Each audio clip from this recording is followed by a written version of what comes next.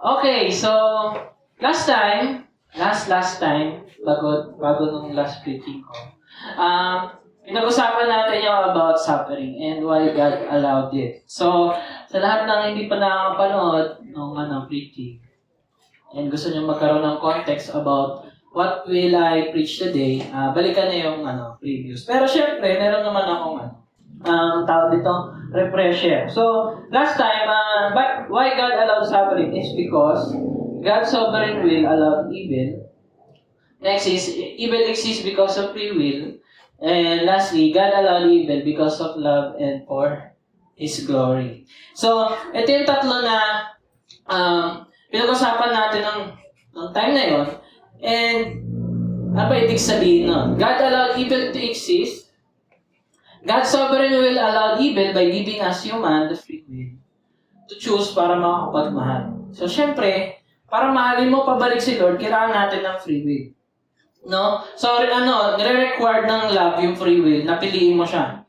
Or hindi. So, kung mamahalin ba natin siya o hindi. So, requirement ang free will. Then, kaso hindi, kaya hindi si Lord yung pinili natin.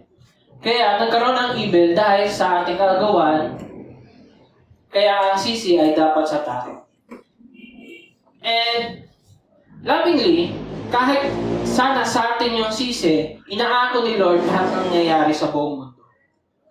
Pati yung ginawa natin. Kasi binigyan niya tayong free will. So, pwede nating sisihin sarili natin, and at the same time, because God allowed it. No? Then, ginamit ni Lord ang suffering para makita, maramdaman, di lang basta maramdaman, makita natin ang love niya. So, syempre, kung walang kasalanan, kung walang fallenness, walang brokenness, di natin gaano ma-appreciate yung pagmamahal ng Panginoon. That's why He used yung sin, yung pagkukulang natin, so that we can see yung lawak ng pagmamahal niya, no? At ginamit niya ang pagkakamali natin para makilala din siya for His glory. Makikilala ba natin na si Lord na merciful if hindi tayo nagkasala? So, ginamit ni Lord yung lahat ng basura natin, lahat ng mga pinili natin pagkakamali, so that we can see Him yung pinaka-stretch kung sino siya, no? And Jesus died para mabayaran ang ating kasalanan. Imagine, lahat nung inallowed ni Lord nangyari sa cross ni Jesus Christ. Because of our sins. And para magbayaran ito. No? Yan yung last time. So, last message ko noon, God allowed evil na maranasan ng bugtong niyang anak na si Jesus by dying on the cross para mabayaran ang ating mga kasalanan at muli siyang nabuhay para di natin matanggap ang walang hanggang suffering and death. So, kung tatanungin nyo si Lord, Lord, why you allowed suffering? Sabi ko nung last time, kapag tinanong yon, tanong nyo rin kay Lord, Lord, why you allowed yung suffering and death sa mismong anak mong si Jesus? Na siyang perfecto, na siyang sumunod sa'yo, and ginawa niya yung para sa katulad. So, kung mas brutal si Lord sa Old Testament, mas brutal si Lord sa New Testament kasi kung sino pa yung perfecto at tama, sumunod, siya pa yung namatay imbis na tayo. So, huwag niyo sabihin ay grabe si Lord sa Old Testament. No. Deserve natin ng bawat tao sa mundong ito na mamatay and to suffer. At hindi si Jesus.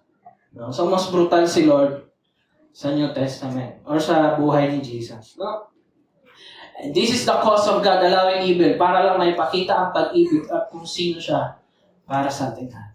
And yun sa cross. So, may sumulpot na mga tanong. So, babalik tayo sa tatlong to. So, kung yung mga pagdadaanan natin, yung pag-uusapan natin, babalik tayo sa tatlong answer na to. Kasi these three support kung bakit merong suffering until now. No? So, unang tanong, bakit meron pa rin suffering kahit nabayaran na ni Jesus? Nabayaran na ni Jesus yung kasalanan and siya na yung namatay para sa ating lahat. Next is, sagutin ko nga pala. So, bakit meron pa rin suffering kahit nabayaran ng Jesus? Because for the wages of sin is death. Sabi dito, ang consequence and curse sa pagkain ng fruit of knowledge and good and evil ay kamatayan pa rin. So, lahat tayo mamamatay unless dumating na si Lord at matatransform ka into a new being, no? So, kasi yun na yung time na hindi na mamamatay yung mga tao kapag dumating na si Lord. So, ang verse natin dyan is sa Genesis 2, sinabi ni Lord na kapag kinain mo tong fruit na to, mamamatay ka. Surely you will die. So, dapat mamatay tayong lahat para maranasan natin yung resurrection power. No? Next, mamamatay pa rin pero muling mabubuhay. Kasi sinabi ni Jesus na, I am the resurrection and the life. The one who believes in me will live even though they die. Even though they die. So, alam na ni Lord na mamamatay tayo. Hayaan niya tayo mamatay. Pero, and whoever lives, kapag nabuhay kayo muli, by believing in me, kay Jesus, will never die. Hindi ka na mamamatay muli kapag muli kang nabuhay. And ang tanong ni Jesus, do you believe this? So, that's why meron pa rin kasalanan. First of all, dahil kinain ni Adam, yung representative natin sa creation, kinain niya yun. Di ba lahat naman tayo pinanganak dito, lumaki na may alam sa good and evil. That's why yung effect ng fruit nasa atin pa rin na nabubuhay sa mundo ito. No? Pati yung curse. So, gusto ko lang i-highlight, no, yung consequence ng ginawa nila is death. Yung curse is yung suffering. That's why nung kinurse ni Lord yung serpent, si Adam at saka si Eve, merong suffering na mga na-mention doon. That's why, kaya merong suffering pa rin sa mundong ito. Even though Jesus paid it all. No? Bakit hindi na lang i-restore ni Lord ang lahat ngayon? No? Lord, bakit di mo na lang i-restore ngayon? 2025. Dumating ka na, Lord. Diba? Kasi, hindi agad i-restore ni Lord kasi dahil sa free will ng tao. Hindi niya agad i-restore. For example, no, na-restore niya, nang hindi ka nagde-decide to follow Him. He will be against sa free will na binigay niya sa'yo. Parang pinipilit ka niya. And ayaw natin may pinipilit sa pagmamahal. Alam natin yan. No? Sabi dito, para hindi ma-violate ang pagpili ng tao, violate ba yan? Para hindi ma-violate ang pagpili ng tao, ang kaligtasan ng mundo ay dahil kay Jesus pa rin, ang pagtanggap nito ay through faith. So, through faith pa rin tayo maliligtas sa lahat ng mga naniniwala. So, dito yung mga verse natin. Then, kung na-restore ang lahat during Jesus' time, imagine, pagka-resurrect ni Jesus, hindi siya nag-ascend, na-restore niya lahat. Agad. Malulungkot ako kasi hindi ako magiging part ng restoration na yan kasi hindi pa ako pinapanganak. So, thank God, He delayed it. Kasi para may panganak ako at maranasan yung pag-ibig at mercy niya. Ang mga pinanganak pa ay hindi na maliligtas, hindi natin maranasan ang biyaya at pag-ibig. So that's why God delayed it. There's a certain time na kung sino yung nais niya maligtas. Even though yung mga ipapanganak pa. No? So, let's be, process that. And lastly, sa tamang timing pa rin ni Lord, ma-restore ang lahat.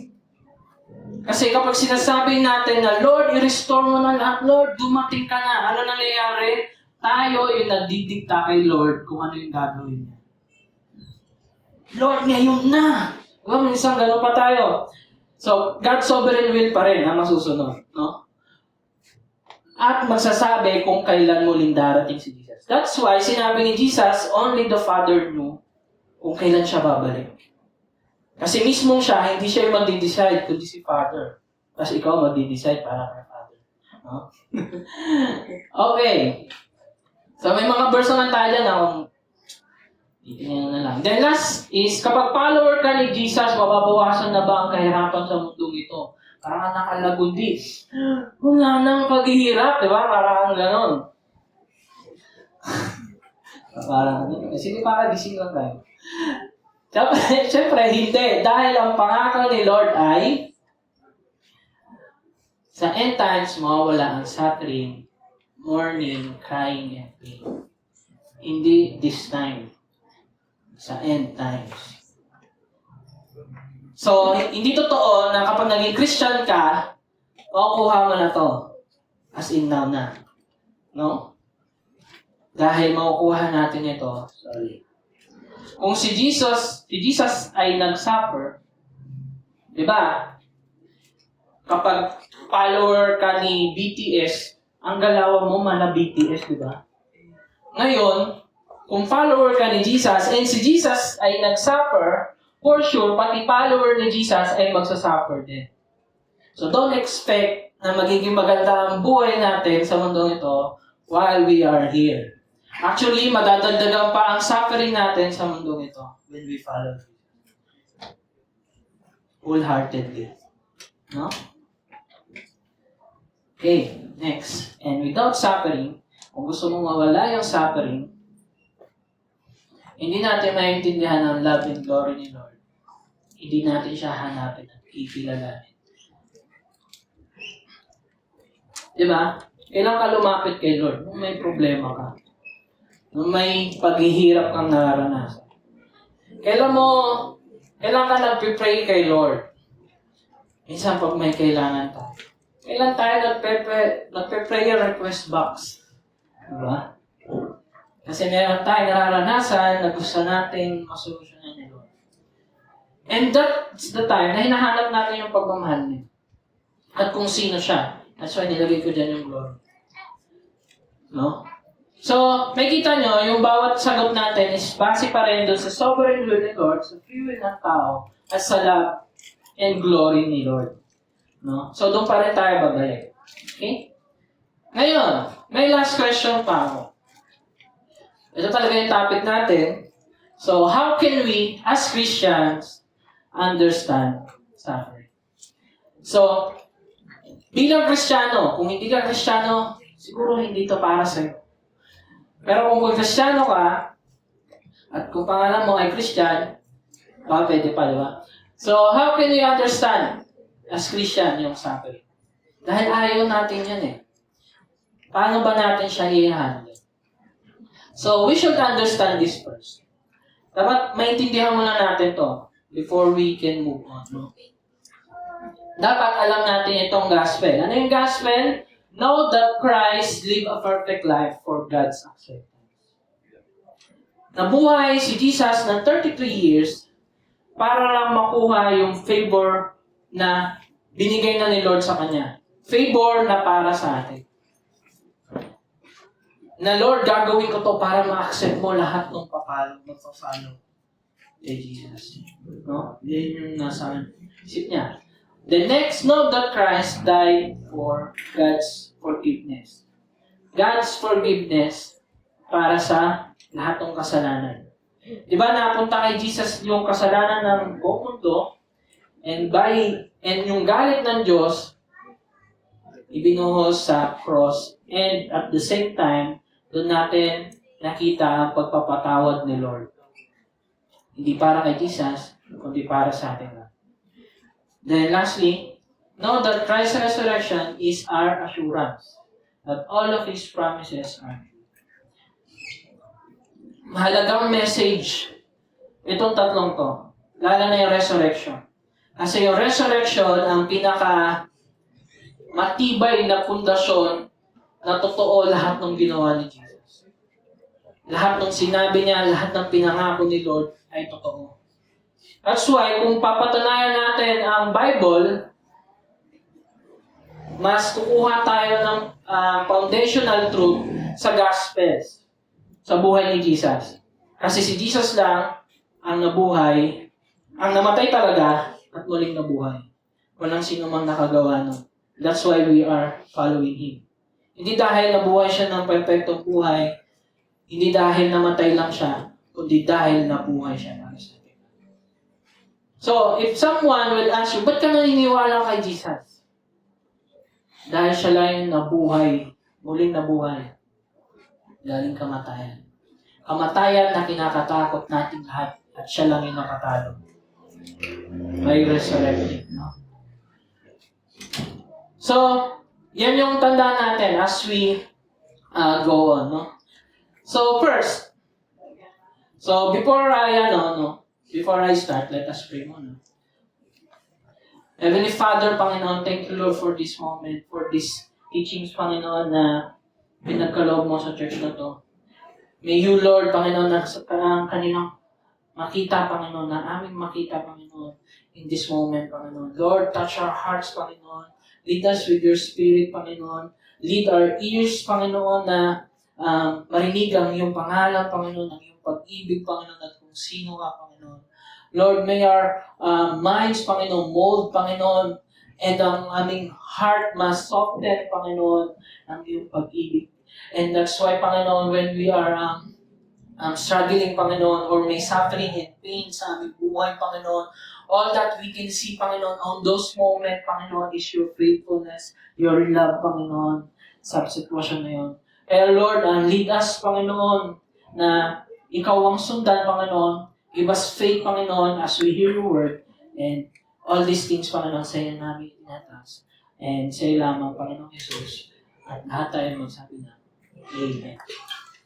Okay. So, my first point is,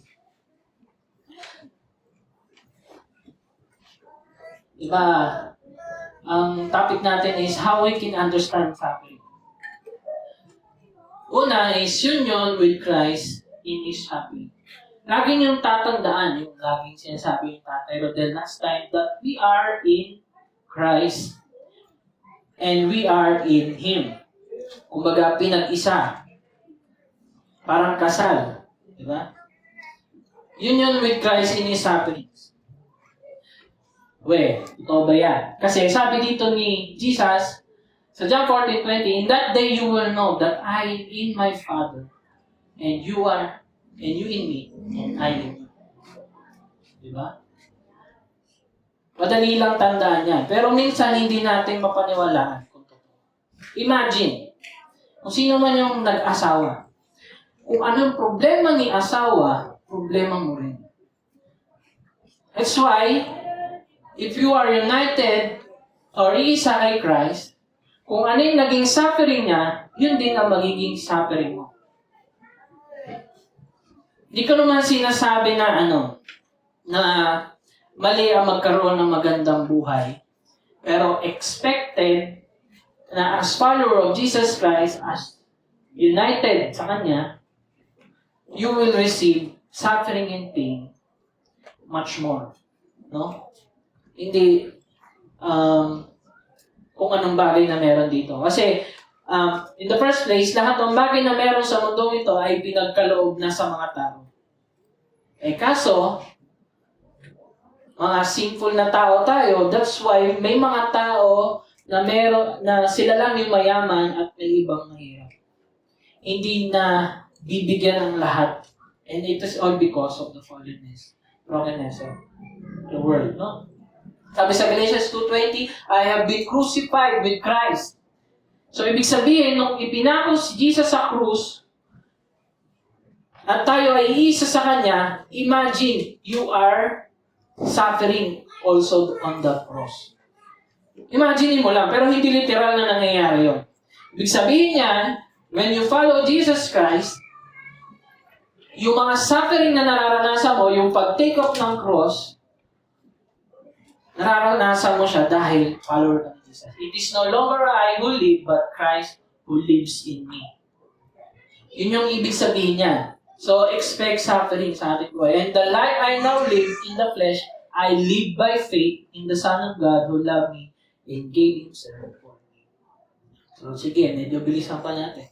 So, paano nangyari yun? Paano tayo naging iisa kay Jesus? And it is because of the God's Spirit or His Spirit. Sabi sa 1 John 4:13, by this we know that we abide in Him, and He in us, because He has given us of His Spirit.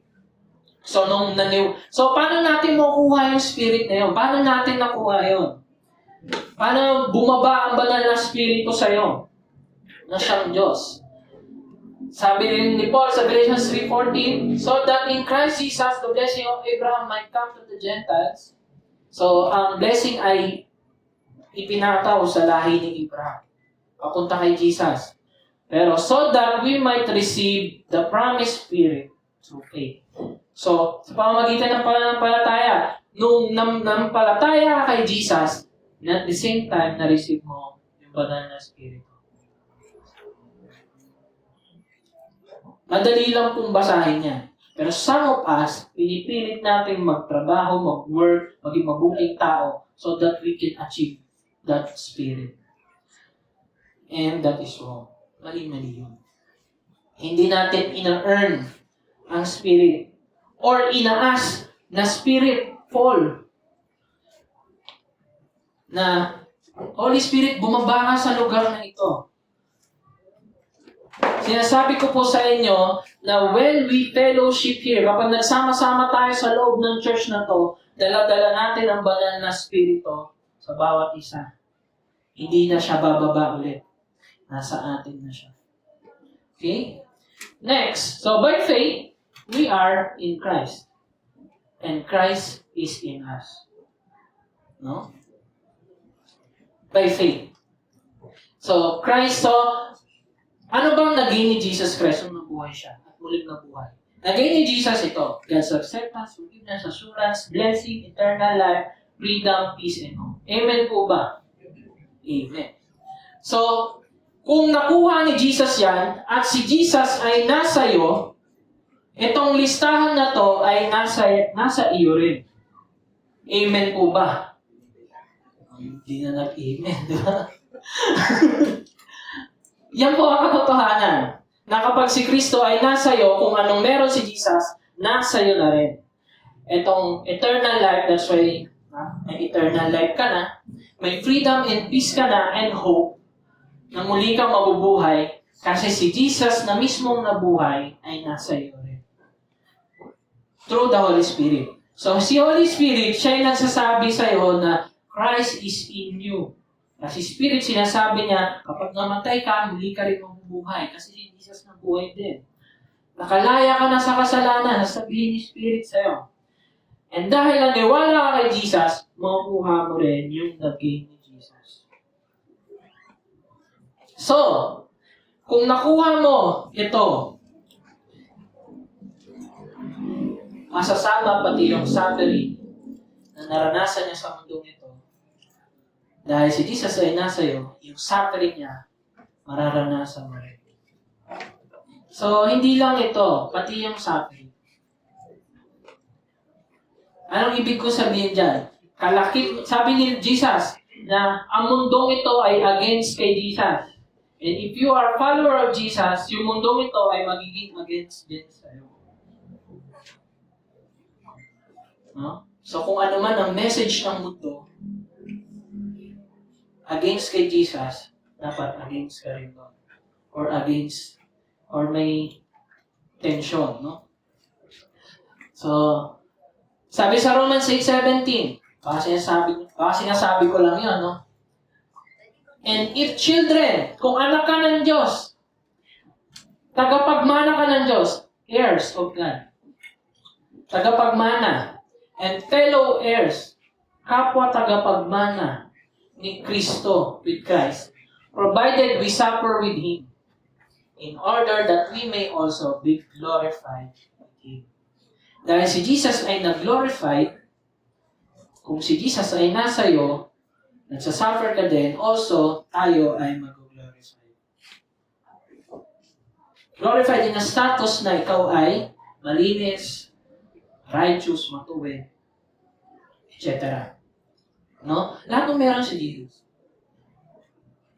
So that's why, sa eternal life, kung na kay Jesus na ang lahat, nasa iyo na ang lahat. Di ba? Pagdating mo sa eternal life, makukuha rin natin ng lahat na meron kay Jesus. No? But not this time. this time, makukuha lang natin kung ano yung suffering na dinanas dito sa mundo.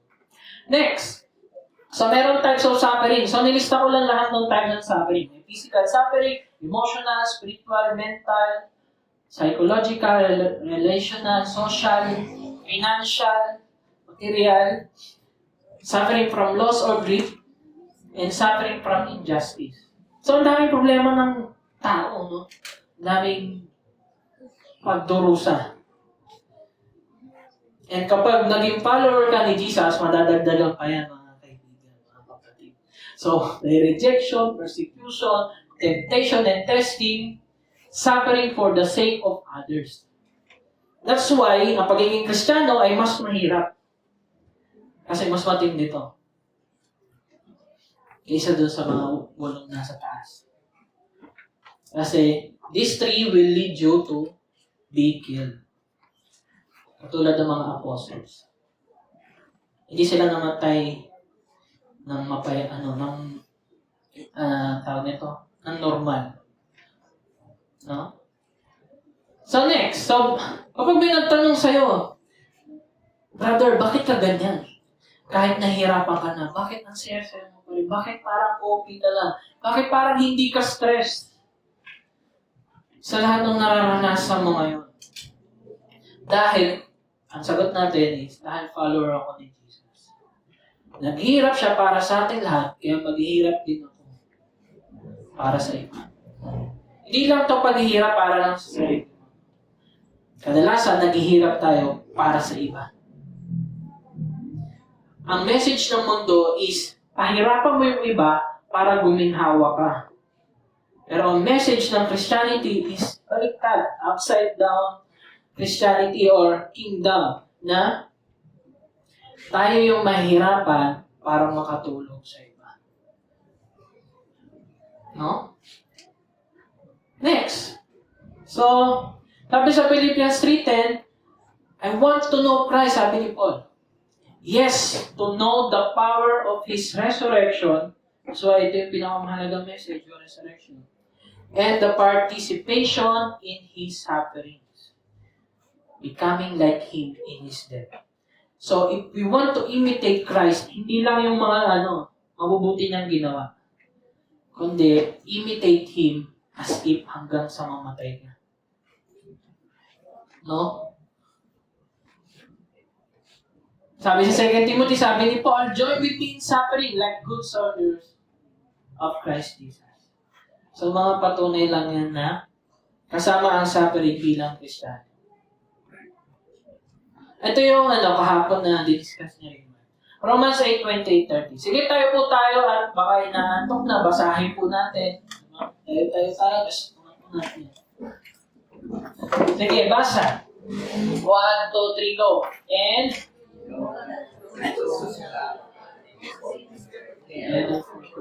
for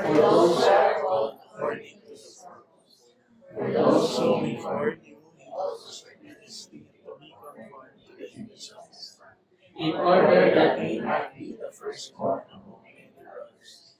and those who He predestined, He also called, and Those whom He called, He also justified, and those whom He justified, He also glorified. Sige, makaw po natin. So, ano po naintindihan natin? So, madalas sa mga Kristiyano, so medyo matatagal na, ito yung paborito nila. And we know that for those who love God, all things work together for good. Kaya minsan may nagsasabi, kapatid, okay lang yan. Pero actually, hindi po okay ang ang suffering and pain. For those who are called according to His purpose. Dahil sinabi niya dito, kasi magkaruntong yan. And, para madali nating maintindihan, ganito ko siya naiintindihan. So, may Lawrence version tayo. And we know that for those who God foreknew, ano yan, diba? Nabasa niyo foreknew. Yung mga pinili, yung mga predestined, yung mga tinawag, yung justified, yung tinawag ni Lord na matuwid. Yung nagmamahal kay Lord and will be glorified, all things work together for good. According to His purpose. And ano yung purpose na yon?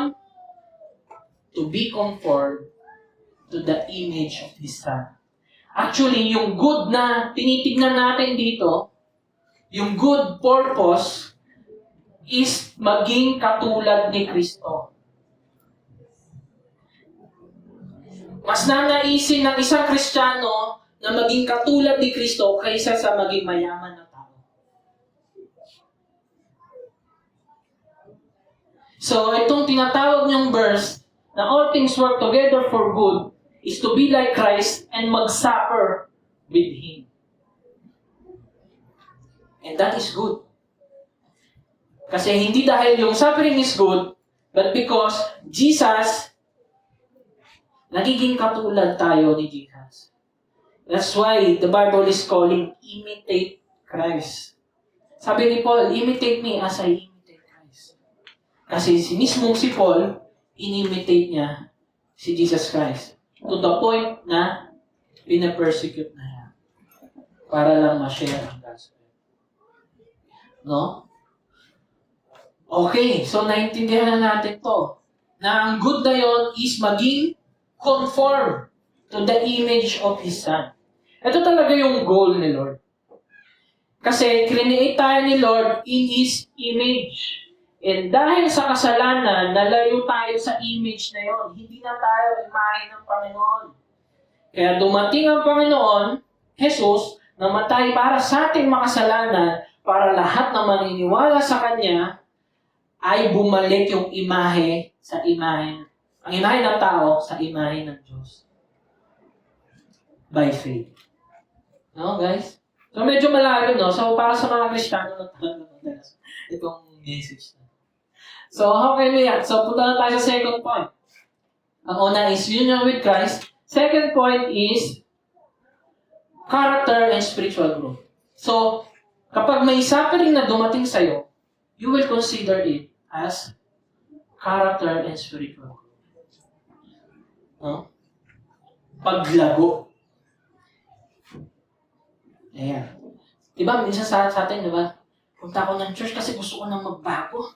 Hindi ko kaya eh. Matulungan ako ni pastor. Diba? Kaso, kung lumalayo ka sa suffering, o kung walang faith, mahirap magbago. That's why, kapag may kinaadikan ka, na laging ginagawa, mahirapan ka magbago.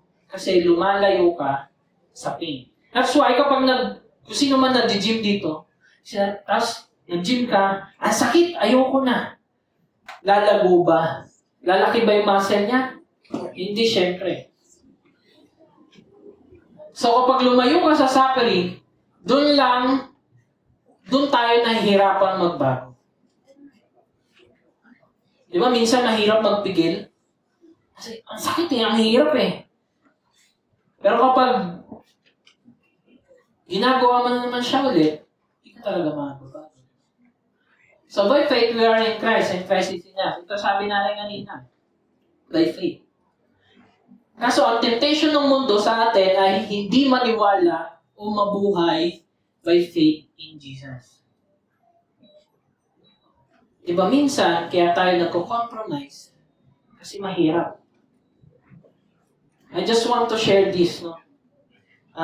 Di ako masyadong testimony, pero isa to sa mga testimony.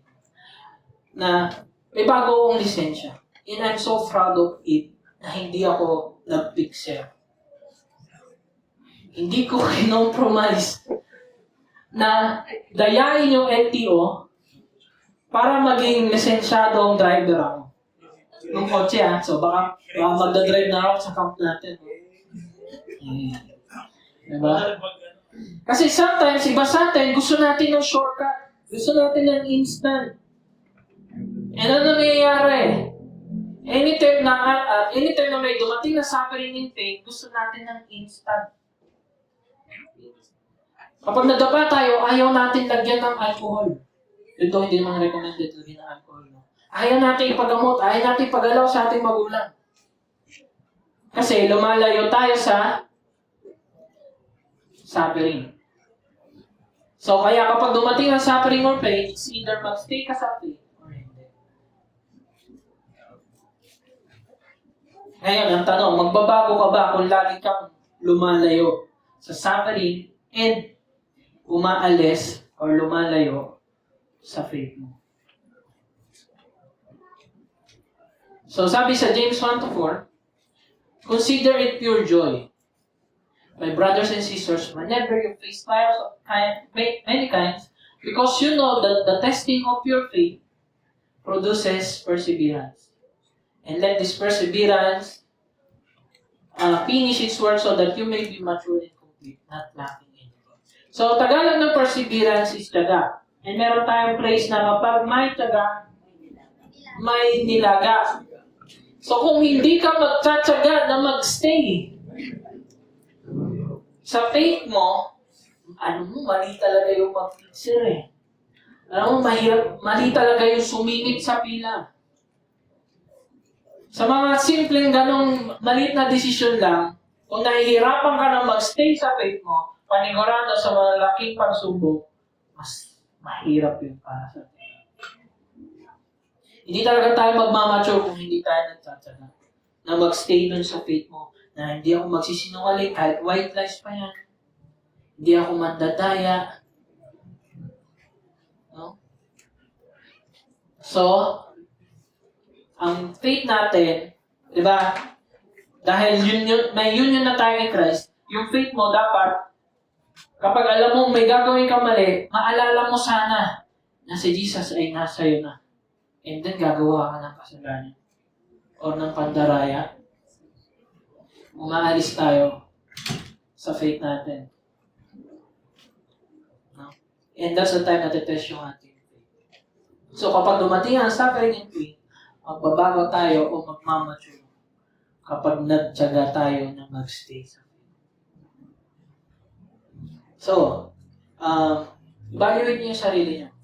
Bakit kaya hindi ako nagbabago? Para rin sa akin to. Bakit kaya hindi ako nagbabago? Baka kasi hindi ka nagtsatsaga o hindi tayo nagtsatsaga sa faith. Magstay sa faith. So, magmamature tayo kapag may tiyaga, di ba? Sabi dito sa Romans 5:3-4, but we also glory in our sufferings. Merong glory sa paghihirap, pagdurusa. Because we know that suffering produces perseverance. Hindi ka magtsatsaga kung walang suffering. So ngayon, ayaw niyo pa rin ba ng suffering? Kasi mahirap magtiyaga kung wala namang suffering. And yung suffering na yun produces character. And doon yung pag-i-stay mo, hindi na nagiging mahirap. Bakit? Kasi character mo na siya. Di ba minsan, nung natuto kang laging mag-toothbrush, hindi ka na laging hirap na mag-toothbrush ulit. Ano sinasabi ko? Di ba, yung mga taong hindi nag-toothbrush, kapag sinabi mo mag-toothbrush, hirap na mag-toothbrush. Parang, ayoko muna. Di ba? Pero nung may nagsabi na, ang baho ng hininga mo. Punta ka ng silang, nag-toothbrush ka talaga, di ba? Or kaya, nung sumakit na yung ngipin mo, saka ka lang nagsipag mag-toothbrush. So, ano nangyayari? Yung suffering na naranasan mo, nagdudulot sa'yo ng magtiyaga na araw-arawin na yung pag-toothbrush. Ganon din sa pananampalataya. Hanggang sa, yung pag-toothbrush mo, automatic na. Pag-gising mo sa umaga, yung hindi ka na napipilitan, ganon din sa pananampalataya. Na once na sinasanay mo yung sarili mo na magstay sa faith, na si Jesus ay nasa iyo, na dapat hindi ko na gawin yan, na dapat na hindi ko na gawin yan, hindi ko na dapat sundan to, hindi ko na dapat panoorin dapat ito, hindi ko na dapat awayin yung tao na to, dapat patawarin ko na tong tao na to. Kapag lagi mo na yung ginagawa, masasanay na tayo. Yung pagtsatsaga mo sa una, yung mahirap, sa Bible reading, ang hirap magbasa. Diba? Pero nung dalawang buwan na tayo, sino nakakasunod? Diba? Nagiging karakter mo na siya. Nalulungkot ka na hindi ako magbasa. Hindi Di ako mapakali. Lalo na ngayon, wala akong nasisend. 4 na araw na ata. Diba? Di ako mapakali. Preaching kasi ako eh. Diba? Eh, hindi ko ma-Bible reading eh. Sinisi ko pa. Pero, yan talaga. Diba? Nagiging character mo na siya. Ayan, marami na ako nabigay na sample. Then, kapag nabago ka na, di ba, naging character mo na, nabago ka na, lagi ka na natutupras 3 times a day. May growth, di ba? Doon nakikita yung growth. Okay na yung character mo, and yung character na yun, kahit masakit na, minsan, di ba, nasasaktan na tayo. Kahit character mo na siya, nahihirapan ka na. Parang pili mo, pasuko ka na. Kasi tao lang din tayo. Hindi ko na kaya. Pero dahil meron kang faith, at nag-stay ka sa faith na yon, lagi mong maiisip na meron kang faith kay Lord. Ay, oo nga. Kasama ko si Lord. Kahit masakit man itong nararanasan ko, kasama ko si Lord. Sabi niya, hindi niya ako iiwan o pababayaan. Kapag nag-stay ka sa faith, lagi mong maalala yung mga words ni Jesus. Lalo na nag-stay ka sa pagbabasa ng Bible reading. No? So, sa mga nalilate, mahirap nga. May suffering talaga. Di ba? Mahirap naman si pastor. Konti na nga lang yung oras ko sa sarili ko. May Bible reading pa. Dapat nag-walking na lang ako. Or nag-computer. Diba? Nagdidinig yun. Pero nagbabasa pa ako. Nagbabasa pa ako. Yun talaga yung suffering. Diba? Pero kapag nagtyaga ka, nag-stay ka, inaantok ka, piliin mo yung voice, di ba? Yung Bible na yung nagsasalita para sa'yo. Tapos gumaganon ka pa. Hindi! Di ba? Patayin ko yun, basahin mo na lang, di ba? So mga nakaka-relate. Lahat tayo makaka-relate. Naiisip at naiisip mo yung faith mo on times ng suffering. Lalo na kung character mo na siya or nabago ka na rin. Sabi dito sa Romans 5, 3-5, and then yung character na yon produces hope. Pag-asa. Diba, syempre, hirap ka na. Tapos sinabi ni Lord sa'yo, naalala mo yung faith mo na, oo nga Lord, di mo ako pinabayaan or di mo ako iiwan. Nagiging hope mo siya. I claim it. Dahil alam ko na totoo na hindi niya iwan. Sabi niya dito, and hope does not put us to shame because God's love has been poured out into our hearts through the Holy Spirit who has been given to us. Yung hope natin na yung love na yun, Lord, mabago ko nun. I-mold yun yung puso ko. Kasi yun lang naman yung ibubuhos sa'yo ni Lord. Once na, di ba, naalaman mo na hindi ka iiwan ni Lord, yung kaupayan. Doon mo na-realize, nakita ulit yung pag-ibig niya sa'yo. That's why God's love has been poured. Yun yung ipapaalala sa'yo ng banal na spirito na nasa iyo. Sinasabi ko. Diba? Sa ating mga puso. And kapag ang banal na spirito, sinasabi kang mahal ka ni Lord, ubuusan ka ng isang picture ng pagmamahal. Diba? Sabi ni John, sa John 1:12, but to all who did receive Him, si Jesus, who believed in His name, He gave the right to become children of God. Sabihin mo sa katabi mo, anak ka ng Diyos. Medyo matigas, anak ka ng Diyos. Diba? Para huwag nyo isipin na medyo mali yun. Pero, di-declare natin na hindi kayo iwan pababayaan ng Diyos dahil anak ka niyan. Na naniwala kay Jesus. Then sabi ni Paul sa Romans 8, for who are led by the Spirit of God are sons of God. So, yung banal na spirito, nung naniwala kay Jesus, yung banal na spirito, laging paalala sa'yo na anak ka ng Diyos. Huwag mong gawin yan. Anak ka ng Diyos, huwag ka na mag-picture. Anak ka ng Diyos, huwag mo nang kalikuran yung Bible mo. Anak ka ng Diyos, huwag mo nang gawin yan. Diba? And sabi ni Paul ulit sa Ephesians, and do not grieve the Holy Spirit, by whom you were sealed for the day of redemption. Ano yung grieve of the Holy Spirit? Once na kapag tinatalikuran mo na yung faith mo kay Jesus. Siyempre, kapag tinalikuran mo yung faith mo kay Jesus, tumatalikod ka ngayon kay Jesus. And kapag ang isang magjowa, tumalikod yung isa, di ba? Mag-grip ka. Ganun yung nararamdaman ng banal na spirit. Once na lumalayo tayo, or hindi nag-i-stay sa faith. Asa ka? Silyado ka na. Yung anak ka ng Diyos, silyado na yon. Kumbaga, sa packaging, pag pinackage ka, silyado nakalagay, anak ng Diyos. And sa redemption, kapag kinuha ka na ni Jesus, tatanggalin ko na yung seal, yayakapin ka na ni Jesus. Yun yung mangyayari sa end times. Dahil makakasama na natin siya. Ikaw yung package na hinihintay ni Lord sa end times. No? Okay, next. So wait, reminder number 1 lang muna tayo, no? So yung sa tabi mo, reminder. Ayan. Medyo mag-isip mga kayo dyan. Mahirap mag-stay sa faith. So yun yung sasabi, mahirap mag-stay sa faith, magtyaga, magbago, at maghopya, di ba? Dahil meron tayong dalawang desire. Desire of the flesh and desire of the Holy Spirit. Sa Galatians 5:16-24.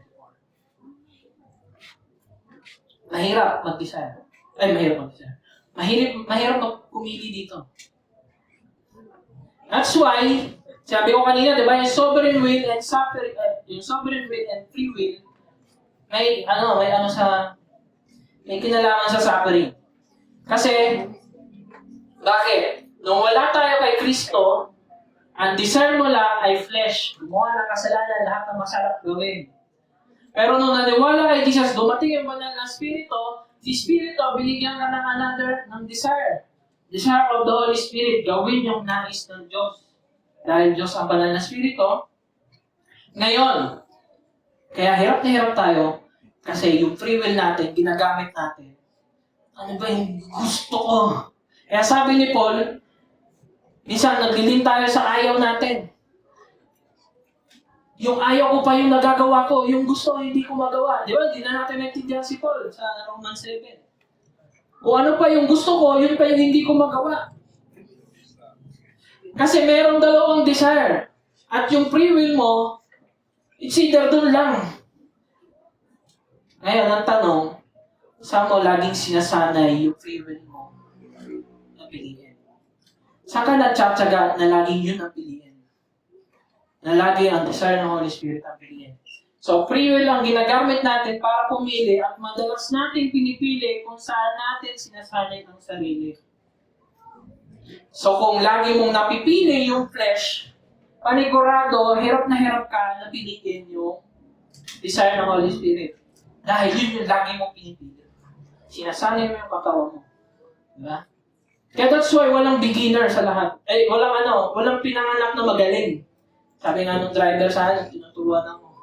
Na tayo pinanganak na hindi driver. Agree naman ako. Tama, amen. Amen. And that's why, kapag kung ano yung sasanayin mo, mahirap sa umpisa. Kapag nagtyaga ka, magiging character mo na yun at yung desire na yun ay magiging sa'yo. No? Ngayon, alam niyo na. Dalawa yung desire. So, yan na yung pinagpipilian niyo. Nating lahat. So, reminder number 2. Sabi mo, reminder number 2. Hindi natin sinasabi na mabuti o blessing ang suffering. Blessing nga, suffering, okay na lang kapatid. Hindi po okay yun. Or yung pain. Okay na masaktan. No pain, no gain.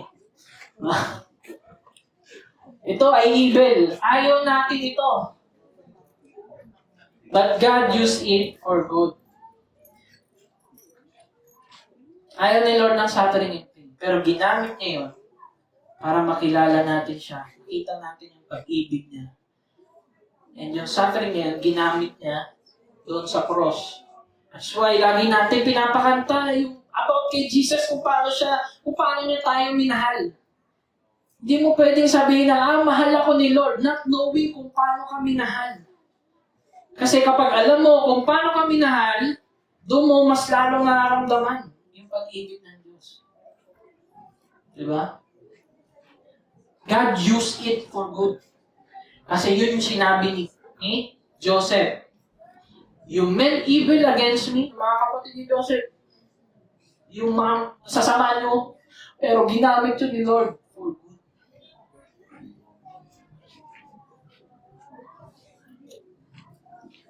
And remember that evil was placed on Jesus. Huh?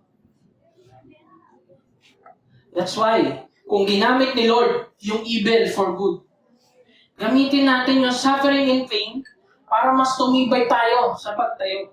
Hindi natin aayawan yun. Masama yan, pero hindi na aayawan. Kasi, mas lalo tayong titibay pag tumayo tayo sa ating faith. Magiging matyaga sa pagbabago, at ang pagbabago na yun ay magbibigay ng pag-asa at saya sa atin. So that's why, kapag sanay ka na doon sa suffering, sisiw na lang sa'yo. Kasi sanay ka na, naging character mo na. Diba? Ngayon, meron pa, siyempre, as a believer, nagkakasala pa rin tayo na. Lahat ng kasalanan, always remember, merong consequence at paghihirap. Kaya sabi ni writer ng Hebrew, no discipline seems pleasant at the time, but painful. Later on, however, it produces harvest of righteousness and peace. Diba? Nung hindi ka nag-fixer, feeling mo, ang tuwid mo. Thank you Lord, ang tuwid ko dun sa part na yun. And meron kang peace, diba? May peace. Diba? Bigla ka na, peace be with you, brother. Hindi ako fixer, diba? For those who have been trained by it. So kapag train ka na, yung righteousness mo na a-apply mo, di ba? Sabi nga natin, yung righteousness ni Jesus and not my own. Di ba? Kasi yung righteousness ni Jesus nasa iyo na at ang kailangan lang natin gawin, pagtsagaan na i-apply yon sa buhay natin. So kapag train ka na, di ba? Kunyari, nagbago ka na, may grow, may hope ka na, trained ka na. Kapag masaktan ka man, pray ka lang. Sakit na, pray na ako. Ha? Tapos, pag magalit ka man, saglit lang. Wala. Galit ako. Pero sige, maraling kita. Hindi yung galit mo, ang tagal. Ilang araw na, galit pa rin sa akin si Si Maya, mabilis na yan. Hindi magalit. Praise God. So tapos, kapag may nagkamali yung isang tao, hindi ka agad mahiya kayo ka. Chill ka lang. Kapatid, mahal ka pa rin ni Lord. Diba? Chill ka na lang. And then kapag natatakot ka, praise God. Napapansin nyo, nagbabago tayo. Kapag nagtsatsaga, magstay sa faith. No? So, punta na tayo sa third point. Isa lang to. So, una, union with Christ, character and spiritual growth, and lastly, last point na to, to see the need for God's comfort and hope. Para makita mo. Kaya merong suffering para makita mo na merong comforter.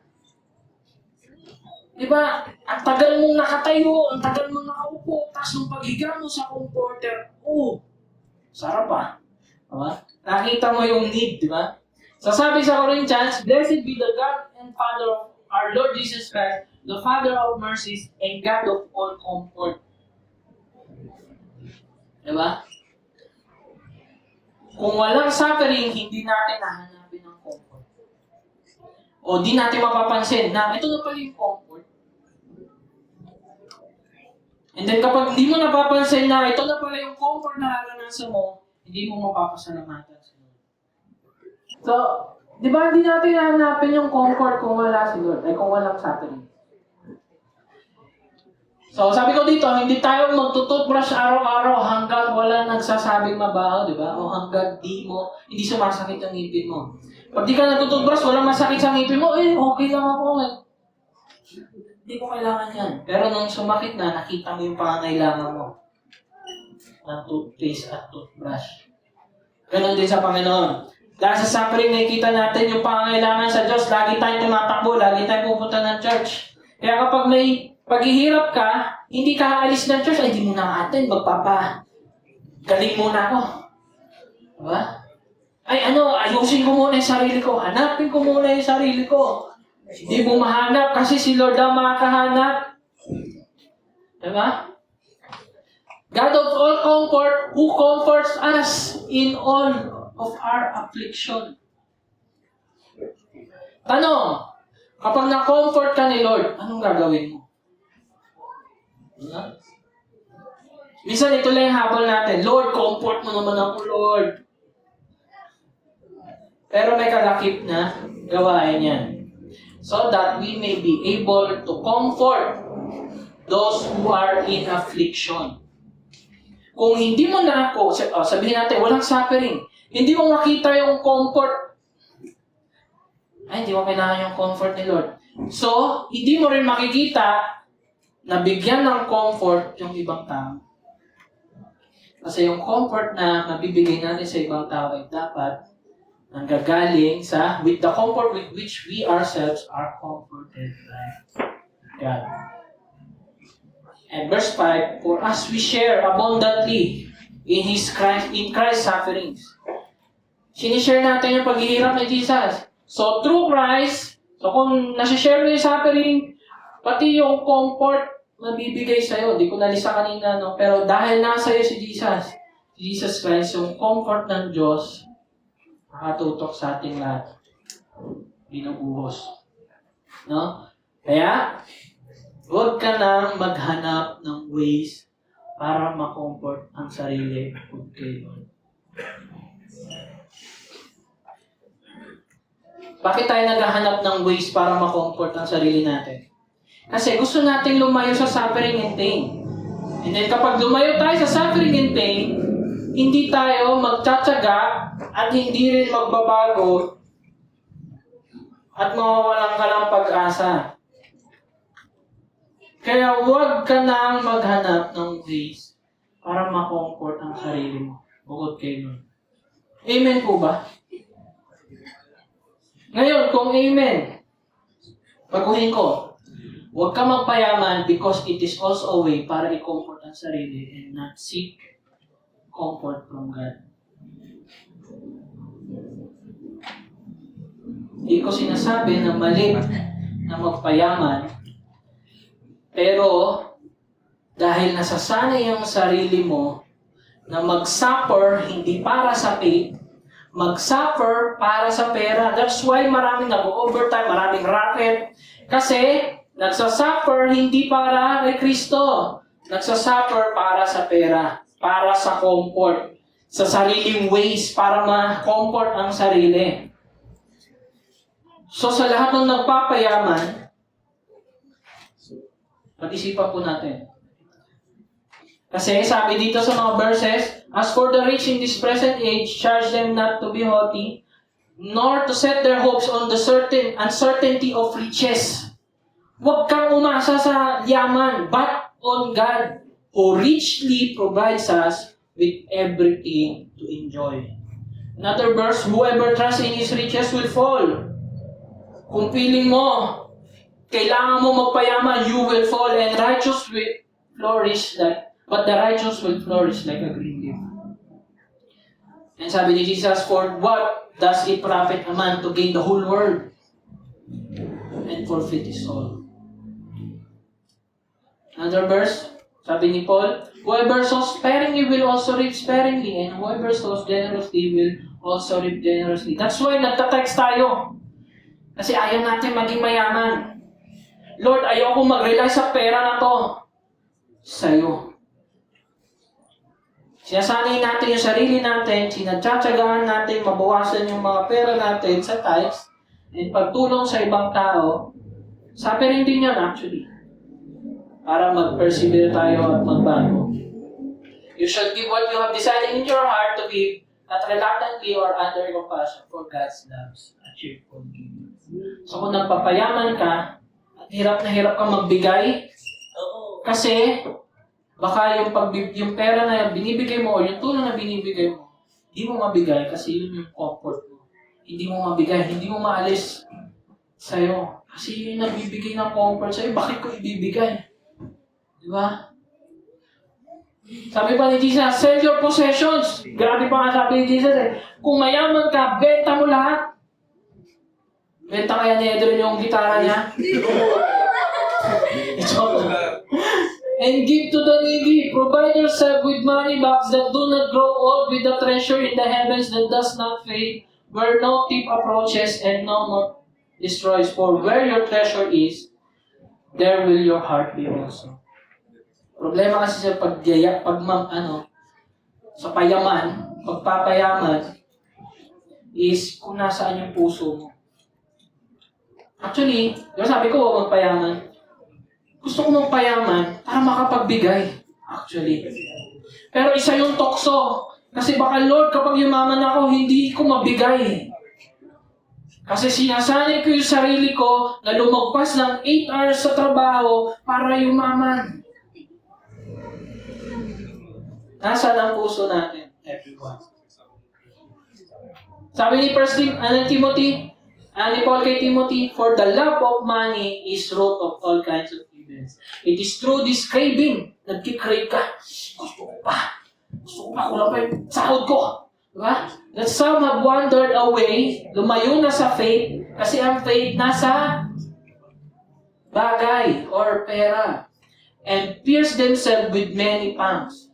That's why kapag marami kang luho, para kang nagtutusok ng kung ano sa katawan mo, pinapahirapan mo yung sarili mo.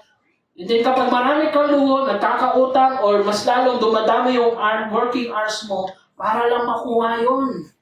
Kasi ano nangyayari? Hinahanap natin yung comfort, hindi kay Lord. Hinahanap natin yung comfort sa mga bagay sa mundong ito, hindi kay Lord.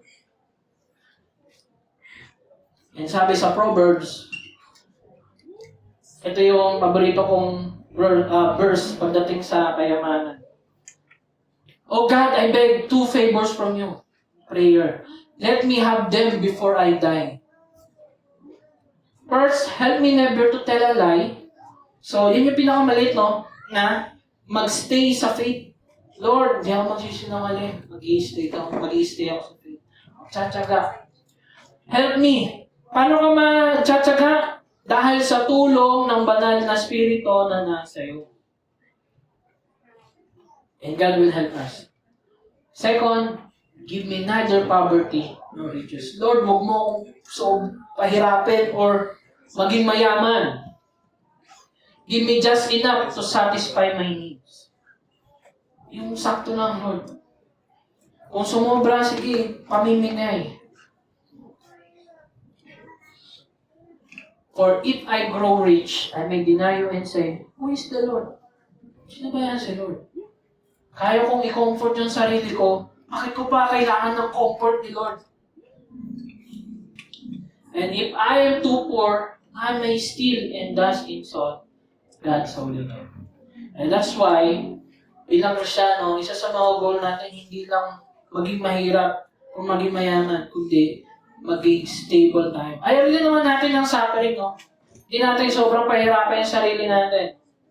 Pero kung para sa pangalan ni Kristo, para sa pag-share ng gospel, we can go there. So as church, this is my prayer for us. No? Bilang church. Sa mga nag-aaral, sa mga tatrabaho.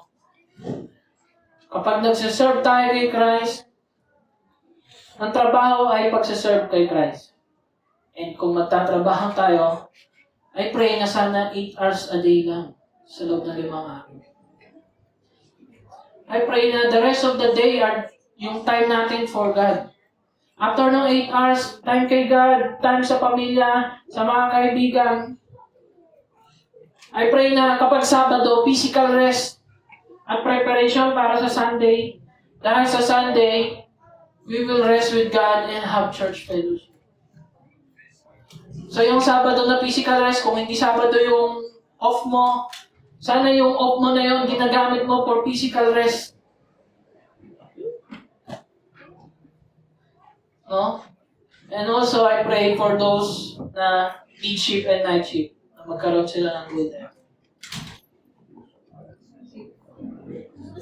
In Jesus' name. Amen. No? That's my prayer for you guys. So, what I mean is, don't seek the comfort sa mundong ito. It is not bad kung minsanan lang. Minsan, mag-ano ka, lalabas ka ng bansa, di ba? Minsan, bibili ka ng mahal.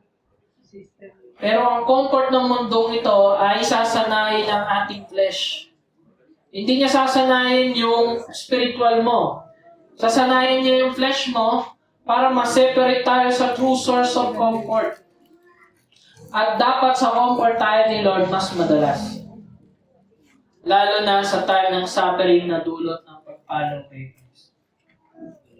Romans 8:18, ito na yung ultimate comfort and hope natin. For I consider the sufferings of this present time are not worth comparing with the glory that is to be revealed to us. So yung suffering na dinadanas natin dito sa mundong ito, with Christ, hindi with money or anything else, suffering with Christ, maliit lang yon kumpara sa ibibigay na glory ng Panginoon sa uli.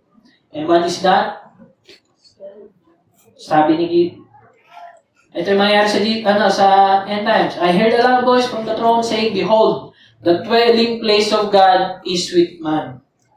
Nasa tao. He will dwell with them and they will be His people and God Himself will be with them as their God. Katulad na nangyayari na ngayon. He will wipe away every tear from their eyes and death shall be no more. Ayaw natin ng death. Ayaw natin ng mourning. Ayaw natin ng crying, ng pain. And for the former things have passed away. Lahat yung tatanggalin ng Panginoon in the end.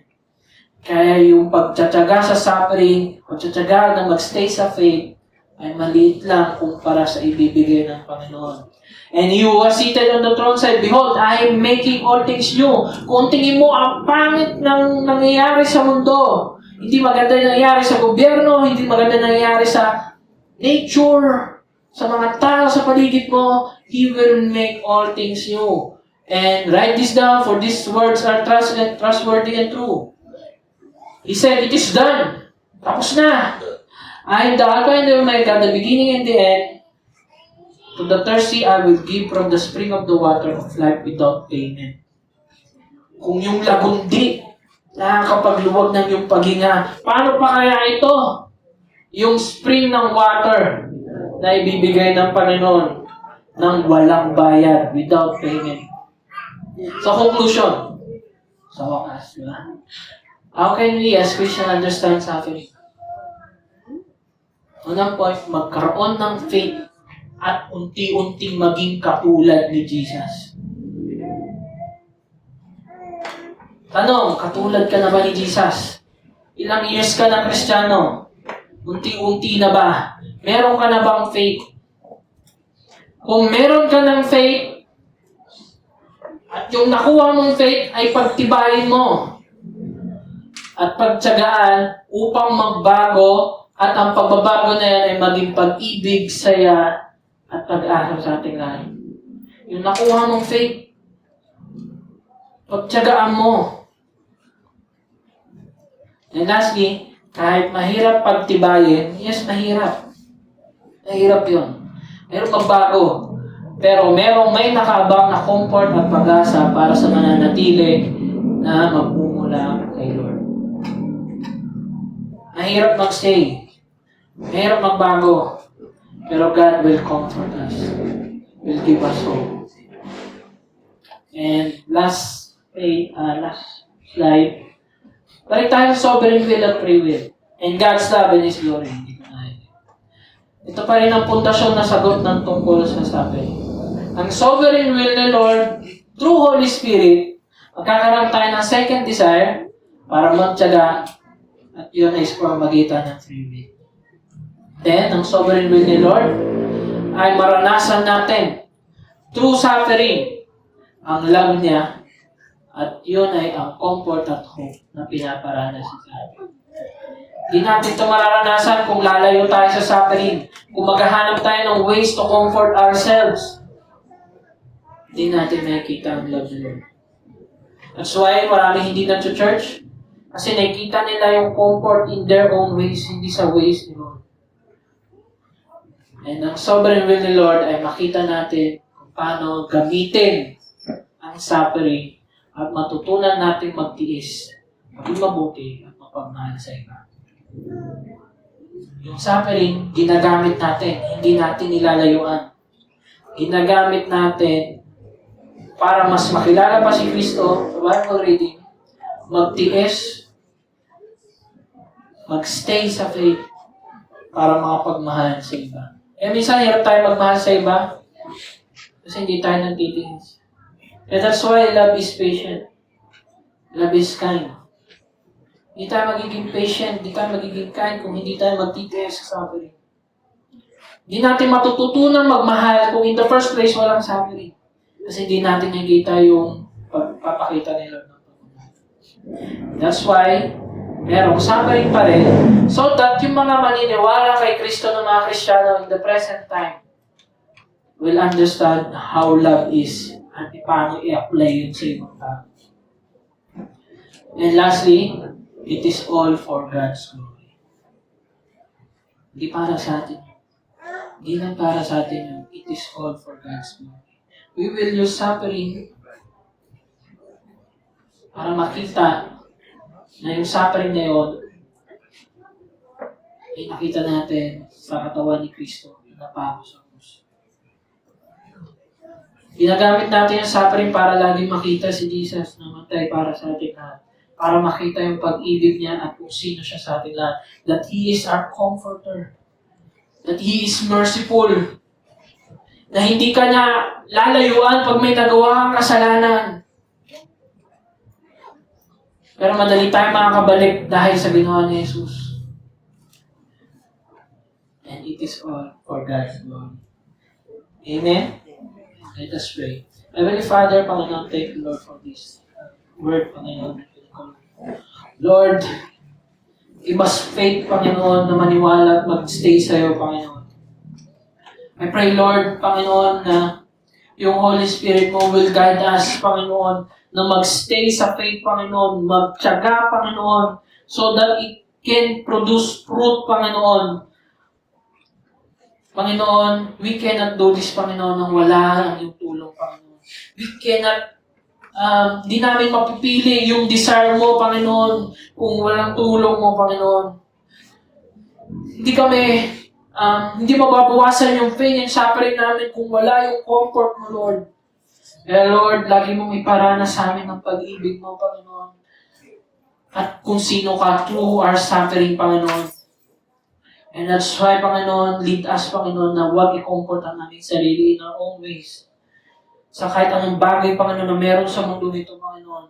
Dahil yung mga bagay ngayon ay ilalayo kami sa pinaka-source ng comfort sa iyo, Panginoon.